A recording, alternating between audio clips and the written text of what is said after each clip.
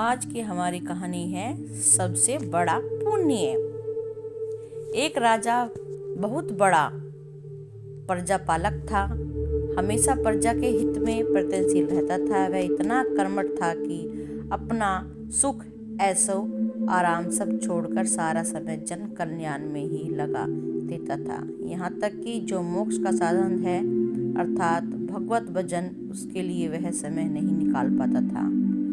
एक सुबह राजा जब वन की तरफ जा रहा था, उसे एक देव के दर्शन हुए। राजा ने देव को प्रणाम करते हुए उनका अभिनंदन किया और देव के हाथों में एक लंबी चौड़ी पुस्तक देखकर उनसे पूछा, महाराज आपके हाथ में क्या है?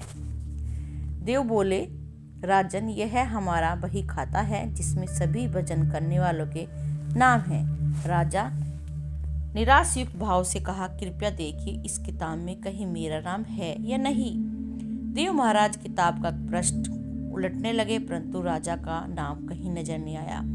राजा ने देव को चिंतित देखकर कहा, महाराज आप चिंतित न हो, आपके ढूंढने में कोई कमी नहीं है। वास्तव में मेरा यह दुर्भाग्य है कि मैंने भजन कीर्तन के लिए समय नहीं निकाल पाता और इसलिए यहाँ मेरा नाम नहीं है। उस दिन राजा के मन में आत्मग्लानि से उत्पन्न हुई, लेकिन इसके बावजूद उन्होंने इसे नजरअंदाज कर दिया। पुनः परोपकार भावना और दूसरों की सेवा में लग गए। कुछ दिन बाद राजा फिर सुबह वन की तरफ टहलने निकले तो उन्हें वहीं देव महाराज के दर्शन हुए। इस बार भी उनके हाथों में एक बड़ी सी पुस्तक थी। पुस्तक के रंग और आकार में बहुत भेद था, अलग थी और यह पहली वाली से काफी छोटी भी थी। राजा ने फिर उन्हें प्रणाम करके पूछा, महाराज आज कौन सा बही खाता आपके हाथों में लिए हुए हो? देव ने कहा, राजन आज के बही खाते में उन लोगों के नाम है जो ईश्वर को सबसे प्रिय और सबसे ही अधिक प्रिय मानते हैं। राजा ने कहा, कितने भाग्यशाली होंगे वे लोग, निश्चित ही वे दिन रात भगवत भजन में नील रहते होंगे। क्या इस पुस्तक में कोई मेरे राज्य का भी नागरिक है? देव महाराज ने बही खाता खोला और ये क्या? पहले पन्ने पर पहला नाम राजा का ही था।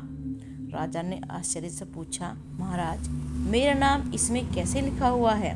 मैं तो कभी मंदिर भी कभी कभार ही जाता हूँ। देव ने कहा, राजन इसमें आश्चर्य की बात नहीं। जो लोग निष्काम भाव होकर संसार की सेवा करते हैं, लोग संसार में उपकार और जीवन अर्पण करते हैं, जो लोग मुक्ति का लोभ त्याग कर प्रभु के निर्बल संतानों की सेवा और सहायता में योगदान देते हैं, उन त्यागी महापुरुषों का स्वयं भजन ईश्वर ही करते हैं। हे राजन तू मत पछताना कि तू पूजा पाठ नहीं कर पाता, लोगों की सेवा कर, तू असल में भगवान की ही पूजा करता है। परोपकार निस्वार्थ लोक सेवा किसी की उपासना से बढ़कर है। देव ने वेदों का उदाहरण देते हुए कहा, कुर्वन्नि कर्मणि जीव विचेनन समा एतांतु नत्यास्ति व्यक्रम लिपित नरे। अर्थात कर्म करते हुए 100 वर्ष जीने की इच्छा करो तो क्रमबंध में लिप्त हो जाओगे। राजन भगवान दीन दयालु हैं और उन्हें खुशामद नहीं भाती बल्कि आचरण भाता है। सच्ची भक्ति तो यही है कि परोपकार करो, दीन दुखियों का हित साधन करो, अनाथ विधवा किसान निर्जन अत्याचारी से सताए हुए को यथाशक्ति सहायता करो और उनकी प्रेम पूर्वक सेवा करो और यही तुम्हारी भक्ति है। राजा को देव के माध्यम से बहुत ही बड़ा ज्ञान मिल चुका था। अब राजा ही समझ चुका था परोपकार से बड़ा कुछ भी नहीं है और जो परोपकार करते हैं वही भगवान के सबसे प्रिय होते हैं। मित्रों, जो व्यक्ति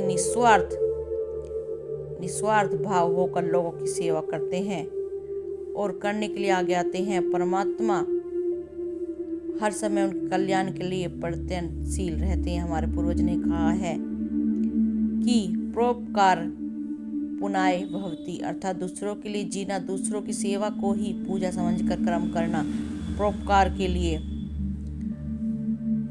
परोपकार ही है और परोपकार के जीवन को सार्थक बनाना ही सबसे बड़ा पुण्य है। और जब आप भी ऐसा करोगे तो स्वयं ही आप ईश्वर के प्रिय भक्तों में शामिल हो जाएंगे। यदि हमारे आज की कहानी आपको कहानी पसंद आई हो तो एक बार इस पे पालन करना और ऐसे बनने की कोशिश करना। हर हर महादेव।